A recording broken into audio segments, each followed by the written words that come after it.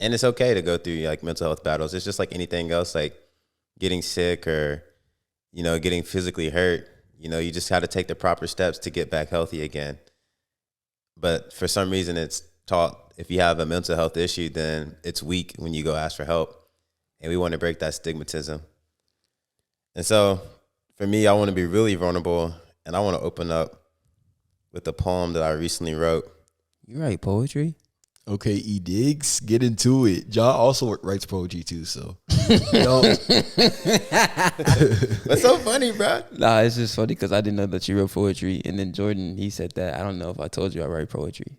Yeah, and sometimes I do it just so I can process. I haven't done it in a while, so sometimes I either write songs or different things like that. But I started going to therapy like last month for the first time, and that's huge. Growing up in Black family, strong Christian. A lot of times, like, therapy is like looked down upon, but for me, that's been a catalyst to help me, process things that I didn't know I needed to process and help me do it in a healthy way. And so for me, just to give you a little insight, like what's going on in my mind at the time, because after this, writing this poetry, going to therapy, processing things in a healthy way and getting down to the root of things, I finally was able to start feeling back in a healthy way again. And so I haven't really titled this one, but it goes like this. I got things in my past that I haven't dealt with. I got things in my past I haven't healed from. I got things in my past that are no longer a myth. I got things in my past reflecting who I become. I've been taught to suppress and move on. I've been taught to forget and you're strong. I've been taught to deflect and it's gone. I've been taught to deny that you're wrong.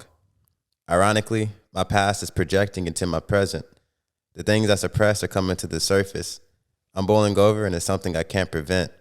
And now the pain is starting to question my purpose. I've been conflicted with a wide range of emotions. I've been starting fires on my left and my right. I've been confused about all my previous devotions. I've been quick to deflect and start a fight. But now that I'm aware, the damage has already been done. Relationships broken, dreams lost, passions diluted, more people hurt. And I will have to face my past and reconcile what I've done. Although I fear that may require energy I no longer have to exert. I got things in my past I need to acknowledge. I got things in my past I need to recognize as real. I got things in my past that are beyond the need for a bandage. I got things in my past I need to take the time to properly heal.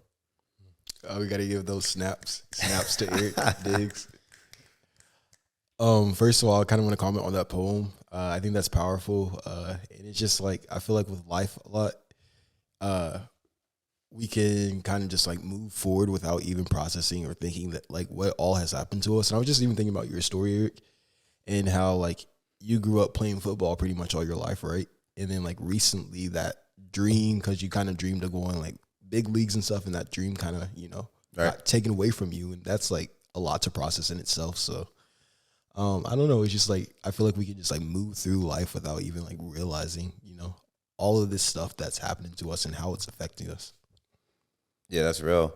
I know a lot of student athletes, former athletes struggle with that transition. I was talking to a former NFL player, Derek Morgan, on Sunday. And one thing we was talking about is that regardless of when you stop playing football, like it's inevitable.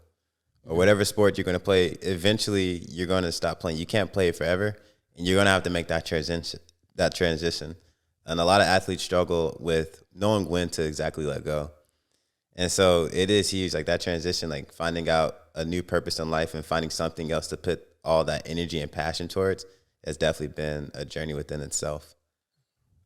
So what like inspired you to write this poem? Like, A lot of times, like, instead of using my words in a negative way towards other people, because when you're going through a mental battle, like everything is uncertain. And I've been working on processing things in a healthier way. And so I don't want to suppress, but at the same time, I don't want to explode on other people, because I have done that, and there are relationships and things that I have to reconcile, which is all a part of the healing process within the self. So I was like, okay, let me write poetry, because I do like writing. And it's just an outlet, honestly. And I haven't done it in a while, but it was cool to like write that and then feel like, okay, now it's not a part of me. I don't have to take that with me anymore. And so now I can share my story and hopefully somebody else can get help from it.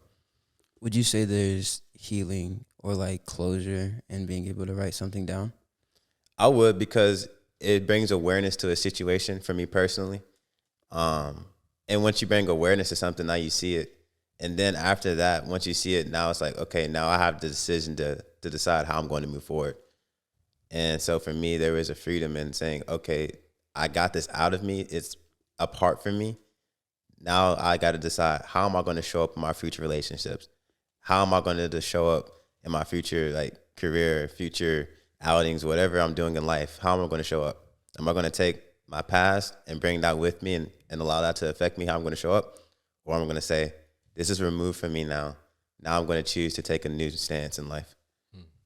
What about you, John? I know you've gotten into poetry recently. Can you explain like how that happened and why? It got sparked by a particular event that I wasn't too happy about. And I just had a bunch of ideas just floating around in my head. So I got home and I just started to write.